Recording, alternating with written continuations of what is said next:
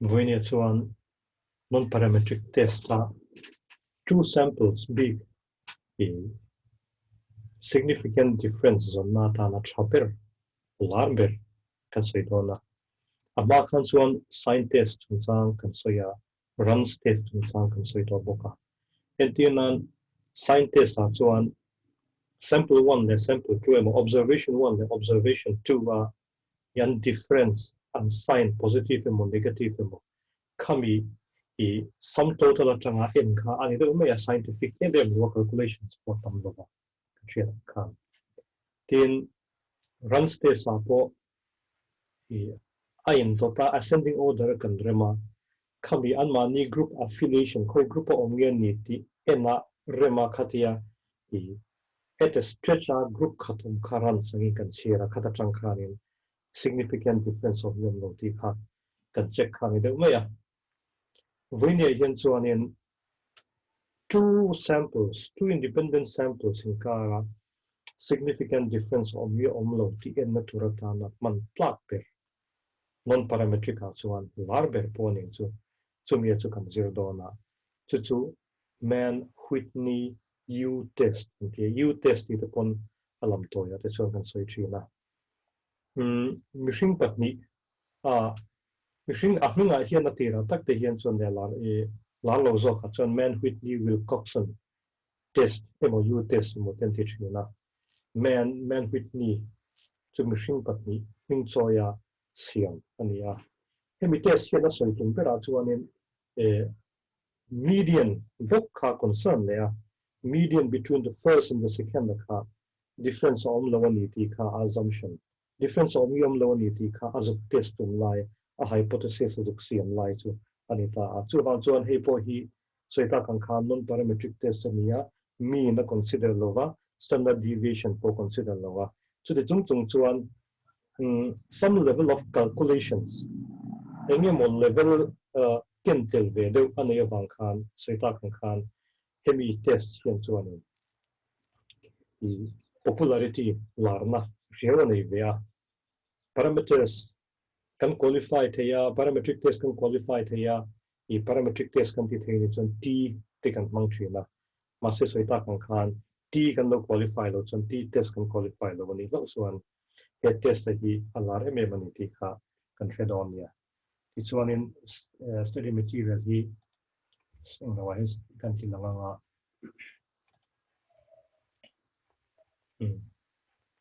Mann Whitney test example mangin shilsia kan tum dona kan video kan da sak le kan ya example la chon ti hian ti tai lang hey in here how such in ha anom tani constipation ni in zinga hen vem ka thelowa ku ve ida sa de chu in ninge in kan ring ringota i dam doi chini kan company khan en tina me kan sim chok tani flushing ti le clear out ti dam doi sa kan sim chok ka chu in here tha de the ro ho ta na e tur treatment ta tan buat sai kha ania effective lo ti kan thredu ni a khoi nge effective zo kha kan company kan boi puyang kan tiani chu wan chuanin group pania kan siam don ta group pakhat kha I flushing ti dam doi kan ei tiranga group pakhat le zo kha clear out kan ei tiranga ti chon hemi te pani in kara hian significant difference of mi lo ti kha kan thredu don ta ni lo ni chuanin heng dam doi te pani hin tlang kan ti mei dona alo omani khan chuan pakhat zok a ina effective dona ni ti kan thredona ni ti chuanin mi paruk ve mai kha mi som patni an vai khan damlo pum lampang in thia thang le thelo treatment ka kan pek tu te kan ko ma ti chuanin paruka han kan thren ta ni group patnia group pakha thong ne na soita kan khan flushing group pakhat le ta ne na khanin clear out dam doi kan ei tir don ani ti chuanin khami kana ei tir nuwa khan adam doi tha an ti le ti lo kha ratings an pe don ani in a scale of 0 to 10 0 kha chu hedam doi he sot lo 10 kha chu thadu tu ti na ngani chu khami kha marks an pe don ta ni ma se chu very ineffective atanga very effective in kara khan ratings an pe don ta khami kha flush em ho ka kan zot ta participant number 1 kan chuan 3 at 2 in 4 2 6 2 5 an tian chala clear out ho ka kan zot ve le an ni ho kan in 9 te 7 te 5 te 10 te 6 te 8 te kila tang khian en dun ta ola helai bi khin en dun ta ola ratings and plek na hian heti en what hian flush em ai chuan in clear out ho hi an ratings sa sang zo ma se tu ta chuan in heti en mei po hian in clear out ho an that mel zo ratings sang pian kha that a thalam pang zo ani ta ma se chu da that mel zo ka po jan statistically in scientifically in mo quantitatively in clear out ho hian tha zok nge ni ti kha kan establish kan du ni heti en mengota a that mel zok ti sa ti ringot lo de khan chumi wang chuan in emite pani in kara hian significant difference omiom lo ti kan ena significant difference alo mani chuan kha significant difference kha clear out ho hian in favor of clear out hian a tu don ti lan han en tabe ula mol mang de wa ti dan tu ra chuan helai rating so bel khom ula im rating si bel khom ula khoi nge tak zo han bel chin ta ula clear out ho in tam ni a trula ni mi ala ma se so ina tan mai ni chu interpretation tan mai ni chu kan hon do clear out ho hi han bel khom ula tam zo dei don ti flash em ho I hian hriat ani a se chu tam zo na chu a significant lo ti kha voila kan hriat du chu ani tabera atam zo kan ti ma se atam zo na kha statistically significant chuan clear out his work scope scientifically can prove along he can sample atangin kan study na atangin kan prove along kan tia chu clear out ho kan zo chona tu ka ani ton kan ti dan tu ra chu step number 1 chuan khoi group zong ngen ni flash em ni mo clear out an ni mo khating zong khaning consider mi lovin an ratings ho score and pick a rank kan pe don ta ni chu ma chen bula khan column kan siama column thar kan siama chu rank column flash em ha rank column clear out ha rank column kan siama ama ro chu kan ti dan tu ra chu ti hian ani dona I rank niam berakha score niam berakha rank 1 kan pe la adot tu kha rank 2 tiang khan akal chho don ani chuta ranking kan pe ka chuanin khoi group a zong nge flash ema nge clear out an omzok ti kha kan consider mi alawanga rating si pani hi ti hian an mani omna ve hianin an mani group bill ang ni si lo khanin ratings kan pe entina tu na hian an enta ula ratings nam niam bera chu enta ula hela hian en lok ten ratings niam bera chu flash ema hian omni 2 ratings oma pahnih le ngal ania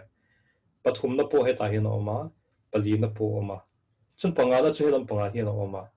paruk chu mun nia oma ten khanin pasari pariat pakwa ten khanin ratings kan pek dan tu chu khami tang khana hril don ta ni soita kan khanin flash ema hian score niam bera chu sorry ratings and score niam ber chu 2 ania pahnih alo ni ta hetain kan hriat tu ra chu heng ho te pani hi a hniam ber ani wang khan 1 pek chi ani lo a chan chu ratings kan pek a hianin rank kan pek a hianin a omzat a topa equal to thei na tura tan chuanin a average kan pek ratings ho kha a rank average kan pek ngai ta ni ntm nan tuna hian 2 pani lo ma hemite hi ranking 1 ve ni turania ma se 1 pelovin a average kan pe omje taka chuan rank 1 le 2 an la don tin anita ma se tu zok nge rank 1 le 2 ti pek ngai na om lo wa chu wang chuanin a chan ve kan kaltir ve nga half a kan da ve chu wang chuan hebi te pani 1 le 1 emo 1 le 2 emo pe ran pa lovin 1.5 kan pe ve pathum lo ni ta sen tian 2 lo ni ta seng chung 2 ho zonga chu rank 1 2 3 an lo don awangin a lai average kha midpoints a lai kha kan pe nga true vec kan pe ratings true vec ranking true vec kan pe khang ho rating sa kha chu kan kalpui dan turani ta hei tu na teng te po hian en ta wala I matriculation da matric exam na teng te hian in Mizoram te po ne top 10 na mi son pani 10 lang thin ta ni top 10 ni na khan mi son pani 10 lang thina khating ang kha kan mang don lo chan chu I ranking kha in trom kan ti khan kami anin trom chin khan khoi lai chin khang nge a huam ti khangai to ngai ta chu soi ta kan khan tun bi ka hian som patni an oma I rank hi som patni ai sang kan nei don lo chu wang chuan tin som patni ai tlem po kan nei don lo chu wang chuan in kami som patni a consistent taka kan va fit in don nei chuan ratings in trom omani chuan khang ho kha average kan putir vek don ani chu wang chuan han ngai to ta ola rating number 2 rating 2 mu ho hi 1.5 kan mu tiranga chu chuan om je taka chuan 1 le 2 a occupy ta ti na ni chu hemi te pani hian 1 le 2 a occupy ta ni ti chuan dot 2 chu rating set ai ne niam ber dot 2 le chu 3 ni ta chu 3 rank 3 alo ne me chan chu mun danga 3 trom pui dang helam panga emo helam panga po nei lo wangin 3 ani me anga chuan a dot 2 le chu 4 alo ni le anga chu ranking 4 alo ni le anga chuan ada tu le chu 4 ratings 4 do ta chun 5 alo ni ta ni ma se 5 a po hi tu na miang che khan mun hnia kan mu ta ni flush ma le clear out ta kan mu a chu wang chuan in heta hian in chu rank 5 ve ve pe lovin 5 le 6 po pe chong lovin as chan ve la ya khan kan ti le do na hemi 5 hi 5.5 kan pe nga hemi po hi 5.5 kan pe nga chu chun tu atum bera chu ratings ranking 5 le 6 kha kan occupy ti don ti na ni chu kan thre thiam chu ma chu wang chuan hemi rating 5 ve ve hi ranking 5.5 ve ve kan pe nga chu chu ken ta ka chu to sei ta kan khan rank 5th le 6th ta kha occupy ta an next chu 7th ani don ta ni chun rating sa 5.2 to 6 alo ni ta 6 po hin tu na mi tho kan flush ma le clear out a hin lom le wang khan hemi te po hi 7 le 8 emo 7 ve ve emo pek ni talo khan a average ti meng alai taka kha kan la lenga hemi rating 6 atan po hian 7.5 le 7.5 kan pe ve ve le 6 tan chutini chuan rank 7th le 8th akha an occupy ta ti ani chuan chumi do tu chumi ni chuan an next rating a chu 9 alo ni don ta 6 zo chuan 7 alo oma chu rank 9 chuan 8 alo oma rank 10 chuan in 9 alo oma rank 11 chuan ratings 10 full mark 10 pe kha rank 12 alo ni ta ni kan soinom ne lok teng hetia ratings in trom oma ni chuan khoi group zok zok po ni seng kan va en kopa entinan patni alo ni chuan khami te patni kha khami ratings in alak tur average chu entinan rank 1 le 2 kan ti teng te kha average ti me yang amil lai chu 1.5 alo ni ta khami yang zel khan pathum alo ni ni chuan 2 an yang a pali lo ni chuan chu 2.5 emo pali mo khating khan in alo kal chodon ta khating khan achan ve lai zelanga kha kan la chodon ta ni khami kha akal phung tur ani don ta ratings emo score in trauma tampo le khami average khana huama kha zawlon ta ni tuna po hian soita kan khan rank 1 le 2 hi ti hian kan occupy tira rank ka chon 1.5 ve ve kan pe nga ma se hemi te patni ado 2 le kha chu rank 1 le 2 occupy fel to ni wa khan rank 3rd atren kan trana rank 4th chon 5th po kha soita kan khan patni no ma wangin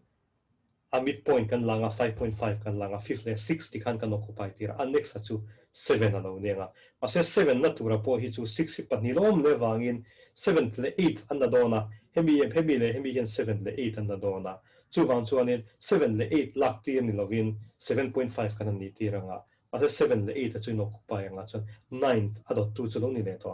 10 11 12 tin khanarang kalmon ta ne chu kan kalpui dan tura alo ni ta ti chuanin kan step number 2 kan ti dan tura chu group 1 hi unranked so hi exam nge kan belam rank kan bel thafekanga 3 plus 4 plus 1.5 plus 7.5 plus 1.5 plus 5.5 kan bel khomanga 23 kan tianga chu T1 kan tianga total of the first group tinang me ni chu chuting tia chuanin second group akha kan bel khom veling an ranking akha 11 te 9 te 5.5 te 12 te 7.5 te 10 te kha kan bel khom le anga chumi chu T2 chu total of the second group tina ni chu rank of the second group 23 le 55 so step 4 agan T2 ra chu khoi zok khange tam zok kan enang total a khan khoi tam zok T1 nge T2 ti kan enanga T2 tam zok ka wangin T2 kha TX tin a min kan vo don ta ne a ho ko mai calculate vak po ngai lawa 23 le 55 and 55 a tam zok mi wangin TX to 55 ani kan ti mayang so step number 5 a kan share to chu N1 chu group 1 a khan exam nge om N2 chu group 2 khan exam nge om NX ve thung chu khoi TX satana kan pan zok zok kha NX zata chu ni don ta ne entina tunbi ka hian TX satan chuanin group 2 zok kha kan mangta group 2 khanin observation exam nge om ti kha NX tina ni mai number of observations in the group which is having the larger sum total of ranks kha NX kha anitane tunbi ga hian chuanin 6 ve compare ania chu I Mann Whitney u test chu a group zata po kha sample size po kha in anglo thiang ani ase tun example bi ga hian chuanin 6 ve ni wangin TX kha chu 6 ani achan chu T2 kan ti heavy NX kha 6 ani dona achan chu T1 le T2 kha 6 ve ania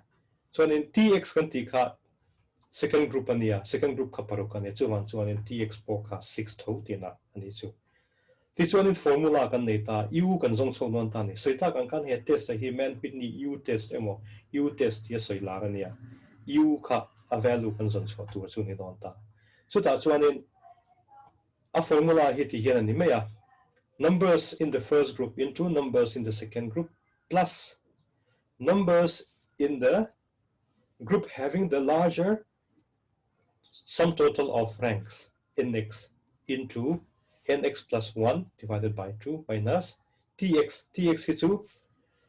sum total nga zok total nga zok kha value kha ani mai don tin ani chuan tuna kan example b kha chuan n1 le n2 khain za che kan ti kha chuan n1 chu 6 into 6 plus nx2 rank total tam zok na za ta kha ni ta heta hian chuan in ve vai 6 book ani le ta 6 into 6 plus 1 hey nx ka 6 ani kan ti kha divided by 2 minus 55 hey 55 chu ingam zia rank total tam zok kha tx kan ti kha ne 55 ti chuan kan calculate ta 7 along ni ta helai 6 into 6 36 plus ti kan take 3 in kan divide ta 3 into 7 so 21 minus 55 57 minus 55 or u is equal to 2 along ni ta ni u kan calculate so ka 2 along ni ta ti chuan table kan end on ta ni hi a table Mann Whitney table kan end na tur ania ti chuan n2 zat le n1 zat ka kan end on ta ni tun example a hian in 6 group 1 a 6 oma group 2 a 6 om boka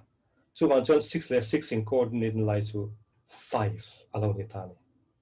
chuan kan critical value emo table value u kan ti kha 5 ani don ta achan chu n1 6 ania n2 6 ani bok wang ani ti chuan helai hi poimo lai ta chu ni ta ni our to be statistically significant kan tin chu null hypothesis kan reject the na tur lai chu our obtained u kan calculate u to na bi ka chuanin true kan ti kha our obtained u has to be equal or less than this critical value run test ang deuh chia tho khan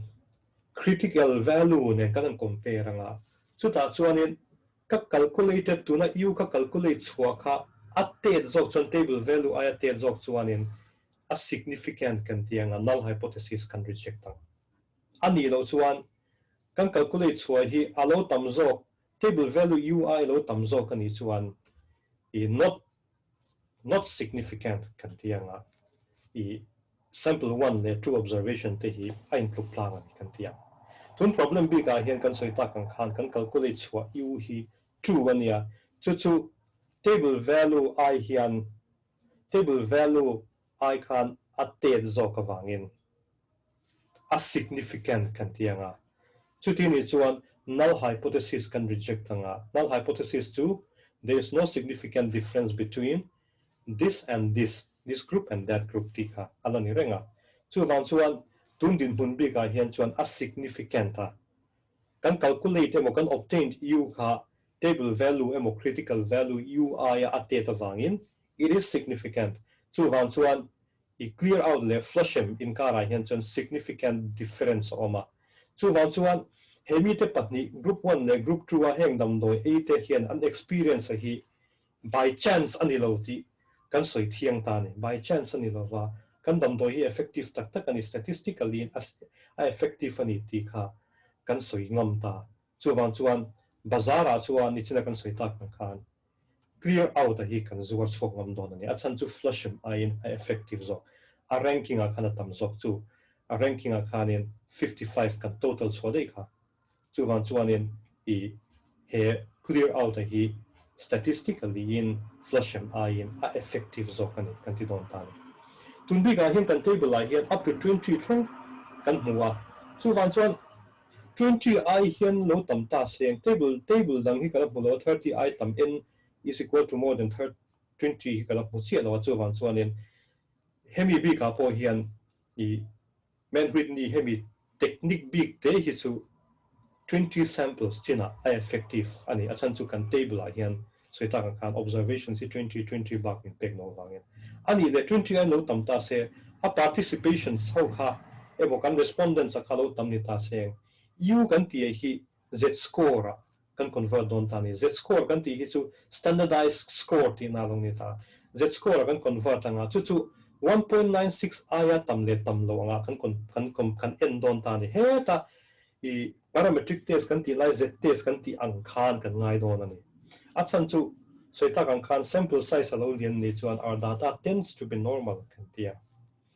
chu chuan in critical ngani the central limit theorem khan khata bok khanin aron come into play ve le chuan kan data hi normal distribution a ang rio mai kan tianga chu ta chuan in 1.96 kan make sense ti don ta ni chuan z a kan convert don u kha z a kan convert anga chu z a chu 1.96 aya tamani chuan a significant kan tinga z te sang chet ho kan a significant kan tianga chuan in null hypothesis kan reject ang ma se 1.96 aya kan z calculate chho hi lo te zo kan chuan not significant kan tianga null hypothesis kha kan accept angai don ani chu z chu in ting ne kan chu chuan u kan calculate chho kha kan share tun bi ka chon 2 ania 2 minus n1 kha 6 into n2 kha 6 divided by 2 so 36 divided by 2 ni chu ting khan kan han tinga divided by square root of n1 le n2 multiplied of the bracket n1 le n2 zat so tuna chuanin 12 plus 1 divided by 12 kami ka square root kan langa chuna chung kan hmu zata kha kan divide don ta ni so kan divide nga z score aron chuak don ta lo calculate chin tau la ingzang nge chuak kha kan z kha 1.96 aya tam chuan a significant kan tianga 1.96 aya atam lo chuan not significant kan tianga ti chuan in conclusion kha kan siam don ani hela hianin one tail test te again 1% level of significance kan ti teng te hi kan han ziak langa ka soiri don lova one tail test te two tail test teng te hi tu na ri chuan na kina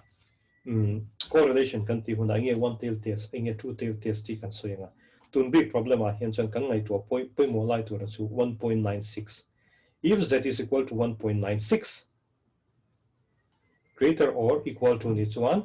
u kha significant kan tianga null hypothesis kan check an khamia kha kan ngai to chin lai to chu ani ti chon har san na kan nei ni chuan kan nei shilanga tuna I study material hi group a emo kan share don ani ti chon kan du top phot le don ya